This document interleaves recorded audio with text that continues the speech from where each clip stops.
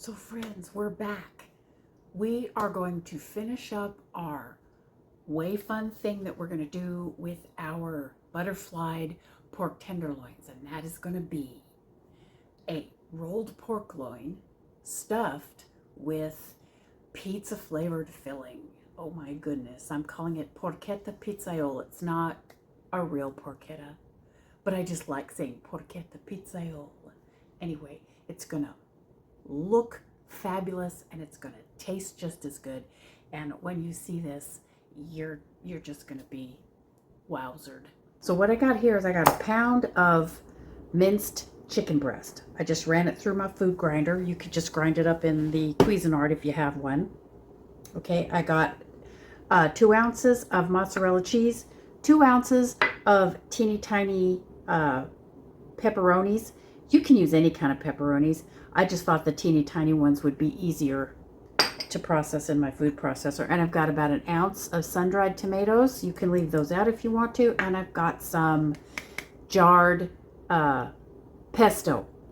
Okay, this is a pretty reasonably clean brand. There's nothing that I find overtly objectionable in this, but it does have basil in it and it does have olive oil in it. So if you're not doing plants, you just leave anything that you don't want to eat out and it'll be delicious either way. So we're going to go over here to the food processor.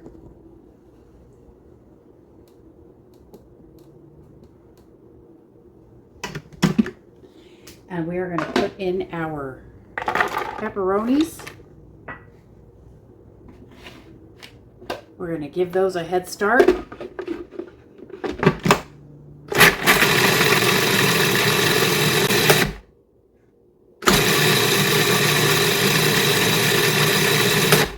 Well, you learn something new every day, folks. I actually let it run for about 30 seconds and that did a way better job. So now I'll know next time with the teeny tiny pepperonis.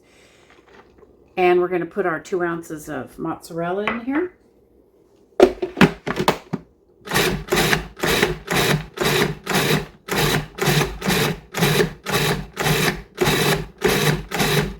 And you want everything to be really finely chopped but not pureed. If stuff starts to gather up into a ball like that, you don't want that. You want the mixture to be loose. Okay, and now we are going to put in our ground chicken.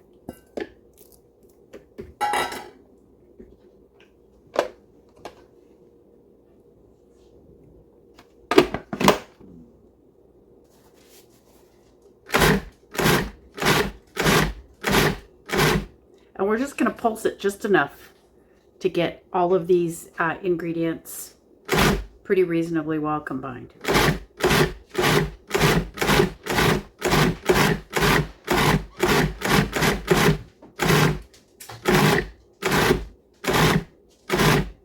There. There can still be chunks. We don't need it to be completely uniform.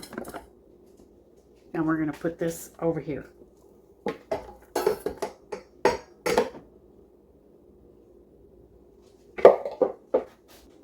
So friends, we are back and we have our mixed up chicken, cheese, and pepperoni mixture, and we have our ounce of sun-dried tomatoes, and these I'm just gonna chop up. Okay, and I had to go get my little pink knife because for some reason everybody's entertained by my pink knives. My pink knife, I never expected that, but I'm happy to entertain you with my pink knife. So another, once again, we're going to do a little cutting technique. As I always said, we're holding our knife with 3 fingers around the handle, as close to the bolster as we can, and 2 fingers on either side of the blade, just above the bolster. Okay? And we've stacked our sun-dried tomatoes in a stack like this, and we're going to hold them. We're going to hold 3 fingers on the top like this. We're going to hold 1 thumb over here and the pinky over here, and those are going to squeeze and these 3 are going to press down.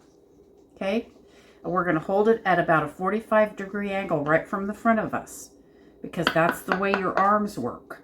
See, my arms are at 45-degree angles to my torso. Okay, and then what we're going to do is we're going to, leaving the tip of the knife in contact with the board, we're going to start right close to the stack of tomatoes, and we're going to push down and slide forward. And we're going to look to cut that little slice off in one smooth motion. Then we're going to draw back. It's going to be kind of like a steam engine wheel. Tip of the knife in contact with the board, press down and forward at the same time till the blade meets the board and your pieces are cut off. Scoot your fingers back, reposition.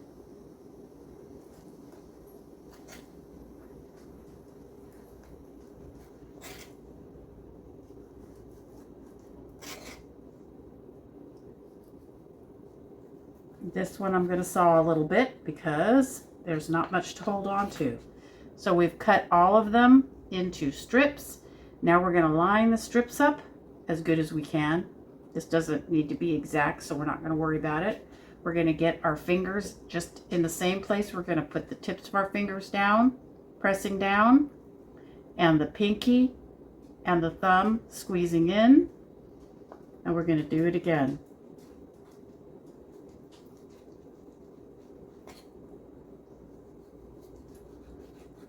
See, friends, if you have your fingers down like this and your knuckles bent here, it's very difficult for you to cut yourself.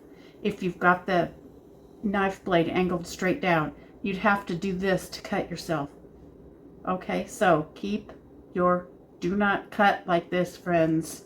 Don't let your thumb stick out. Don't let your pinky stick out. Don't let your fingers stick out.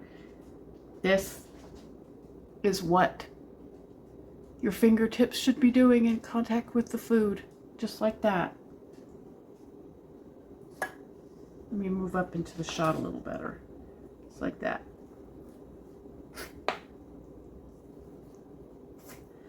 And this is going to dice our sun-dried tomatoes. We don't need precise knife cuts, so that's good enough. And if you don't want to bother with the sun-dried tomatoes at all, just don't. It's your food. You eat it the way you want it. Now, here we have our first roulade. And we also have some butcher's twine. And we have an implement for spreading. And we are going to open up our roulade. This is the one with the patch on it, so we're going to roll it up this way. Now, as we talked about, none of these things are uniform shapes, so sometimes you get a little bit unusual shape. You can just trim that right off, just like that. Okay, now what we are going to do is we got our pesto, and we're going to spread a layer of pesto. It's not only delicious, but I happen to think it looks very, very pretty.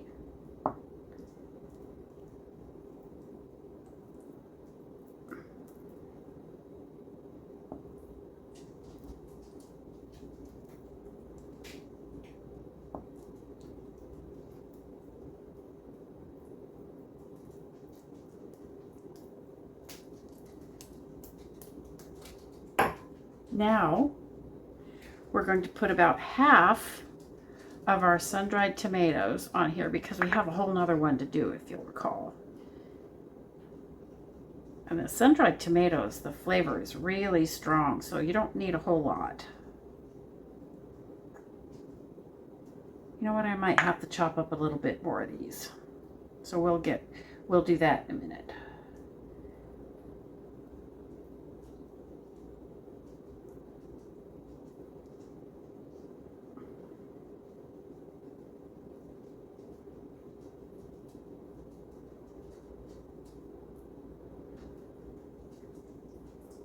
put a little bit more at the wide at the end that's going to be on the outside, because these are going to get folded over. So you want to make it, if you're going to make it a little heavy, make it on the outside end. There we go. Now, our next thing is to evenly spread a thin layer of our chicken mixture.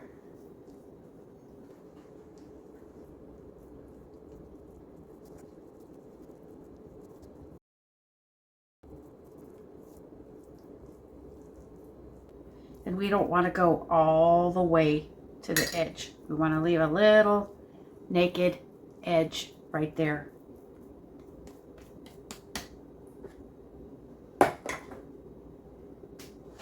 I'm not getting this shot very well. Excuse me. That's better. Now, we're going to fold this up like this and just roll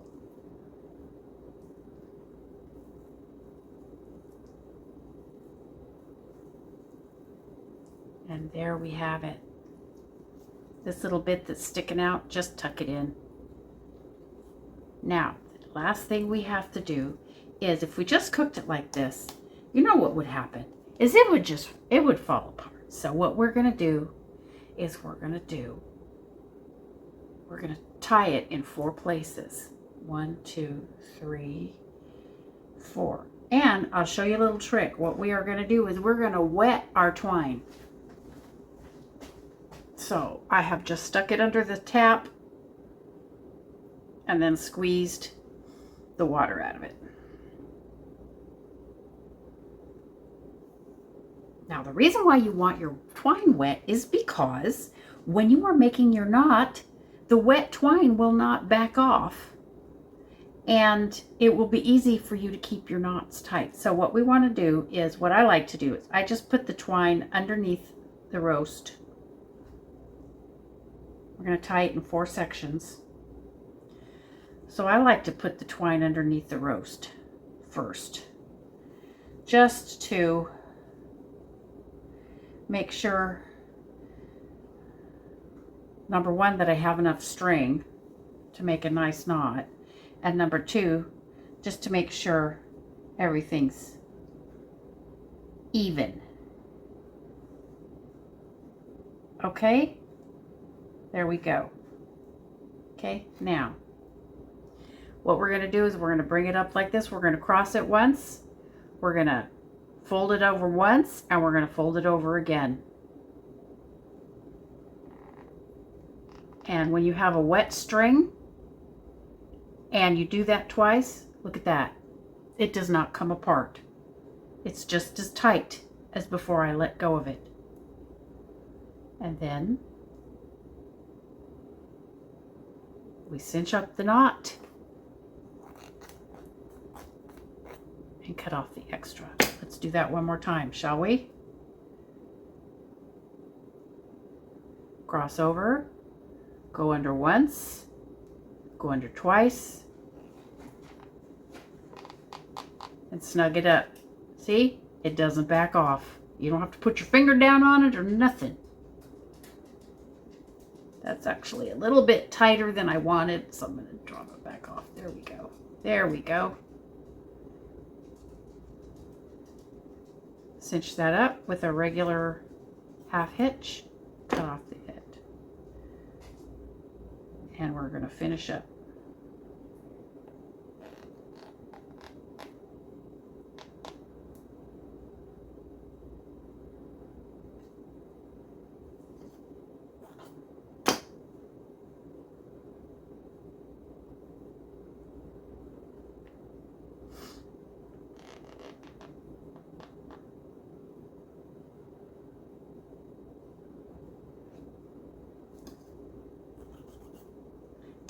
Cute. It's so adorable.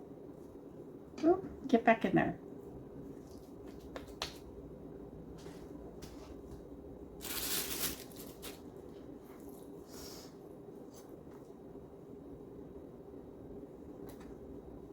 And we're going to do our next one.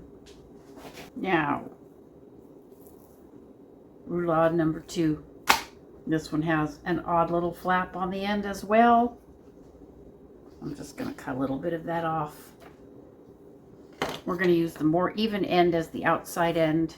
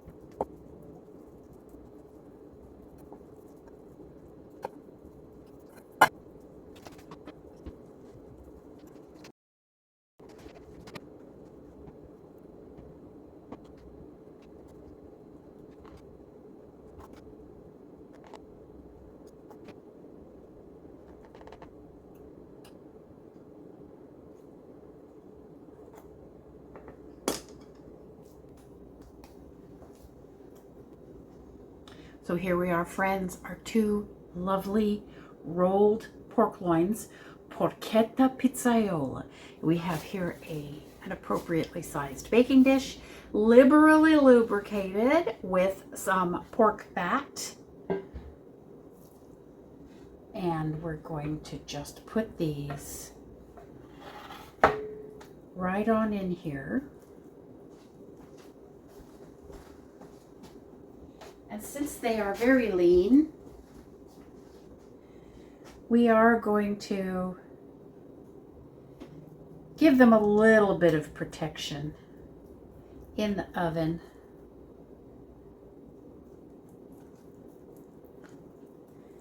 This is just some pork fat that rendered from a pork shoulder that I did recently.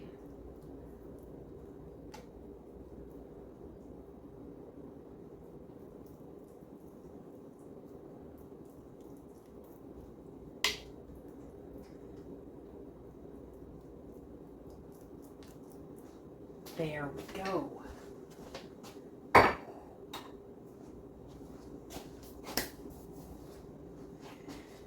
We have our seam on the bottom and our knots on the top. That's what's important. Have them evenly spaced in the baking tray. And this will probably take about 40 to 45 minutes in a 350-degree oven. Okay, friends, here we are. Here we're ready to go in the oven.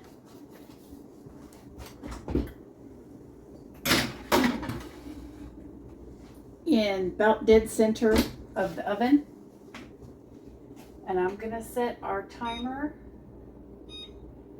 for 40 minutes.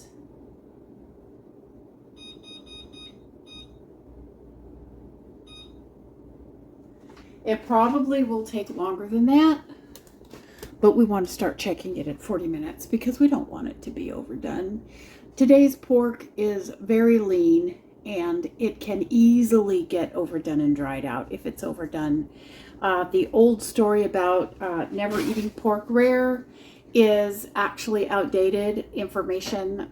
All commercially sold or retail sold pork has to undergo freezing below 0 degrees Fahrenheit for a period of time. I believe it's 24 hours off the top of my head, but I can't be sure. But anyway, there's a period of time it must be held at 0 degrees because that will actually kill the worm cysts that used to be such a problem in pork.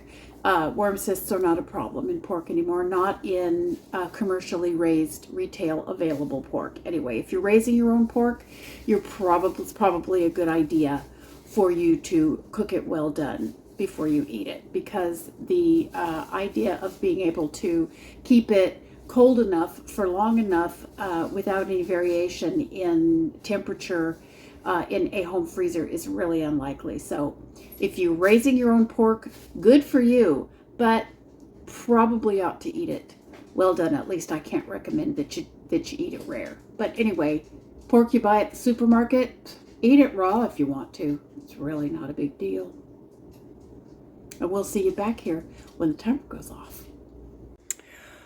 Well, friends, here are our roulades. You can see that they are very pale. They did not brown much. I probably could have put something on them to encourage browning, but instead of doing that, we are going to put them under the broiler. I have the broiler preheated.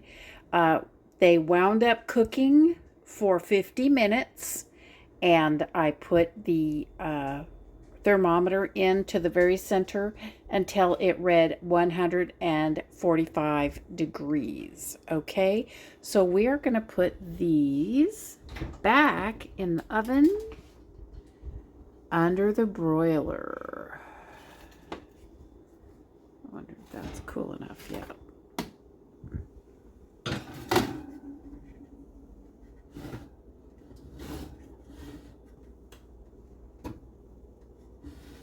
And we're going to see if we can't get some color on those puppies. Okay, we're going to just sit here and wait and keep an eye on them for a few minutes. So there we are, precious friends. Much more attractive.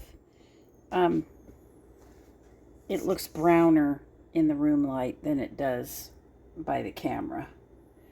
But it looks lovely from my perspective.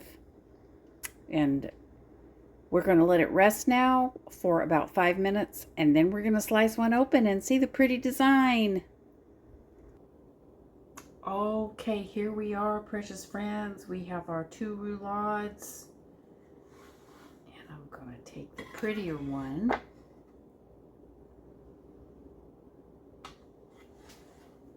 Set that on the board. And we're going to slice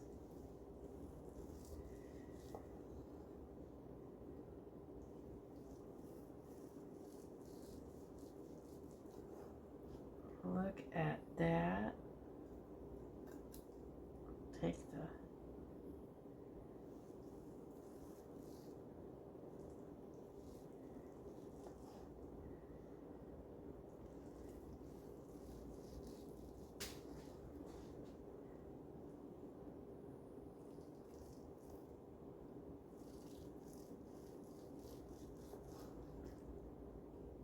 You don't need to pull the string off first before slicing it. You can slice around the string if you want to, or you can cut it off,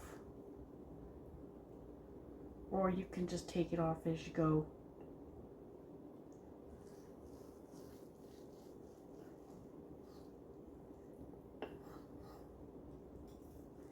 Look at this. Isn't this beautiful?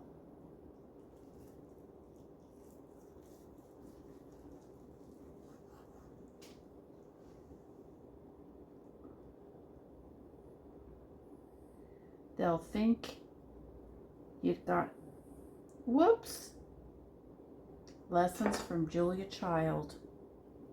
Come on.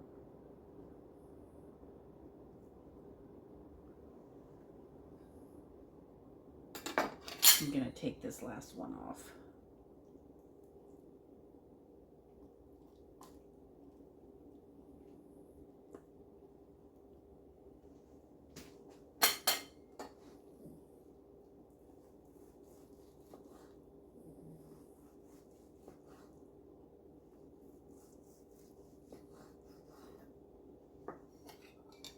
I'm going to take a couple of nice fat juicy ones right from the middle right here.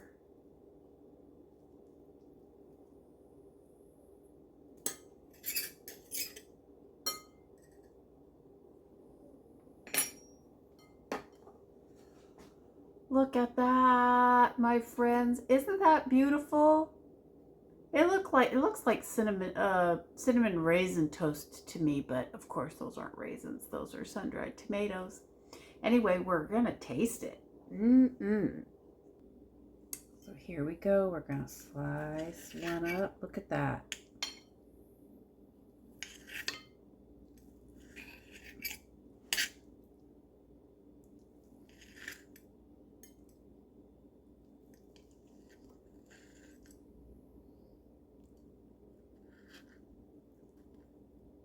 Look at that.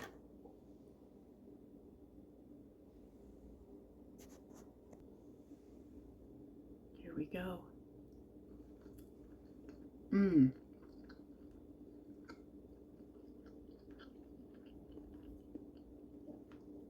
It really does have a flavor of pizza.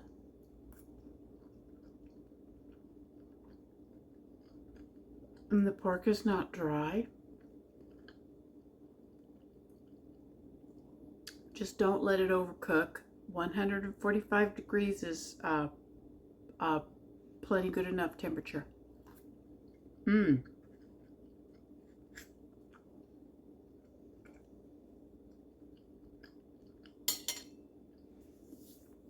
The basil and the sun-dried tomato together really give it a very, and then the little piquant tang of the pepperoni in the background really does give it a very, very pizza-like taste. So I hope you enjoyed this, precious friends. This is so impressive. It's worth your time and effort to learn to do. Once you've learned to do this technique, you can butterfly and roll up anything. You can do a big chicken breast. You can do a beef roast. You can do any kind of big solid pork roast. You'll be amazed at what you can actually unroll and fill and roll back up again. And you can just fill it with just anything your little old heart desires. But you do you. That's what I always say. I will see you again very soon. And until then, peace, love, and meat. And I'm going to finish eating this because it's dinner time here. Bye-bye.